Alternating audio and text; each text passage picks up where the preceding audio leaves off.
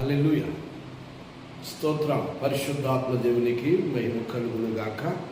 దేవుని మహాకృపను బట్టి యెషయా గ్రంథంలో ఒక మాట మనం ధ్యానించుకుందాం.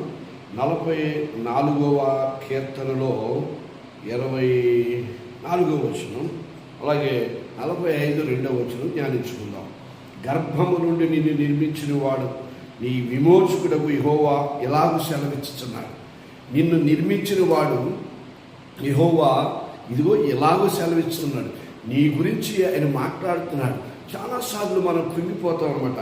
అందుకనే 45:2 ఆయన ఏమంటున్నాడంటే, నేను నీకు ముందుగా పోవచ్చు, మెట్టగానున్న స్థలములను సరళము చేస్తాను. నీకు నేను ముందుగా ఉంటాను, నువ్వు భయపడవకు.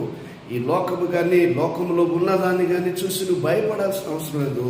ధైర్యంగా ఉండి ప్రార్థన చేయి. నిన్ను నీ కుటుంబాన్ని నేను కాపాడుతాను.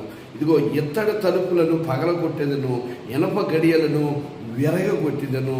పేరు పెట్టి నేను పిలిచాను, నా కుమారుడా భయపడకు, ధైర్యంగా ఉండు, ప్రార్థన చేయి. నీ కుటుంబానికి నేను తోడుగా ఉంటా, అండగా కొండగా ఆదరణకర్తగా నిలిచి నీకు నీ కుటుంబానికి నేను సహాయం చేస్తా. నీ చేసే ప్రార్థన నేను వింటున్నాను. ప్రతిఫలము దేవుడు నీకు అనుగ్రహించి కాపాడునుగాక. ఆమేన్, ఆమేన్, ఆమేన్.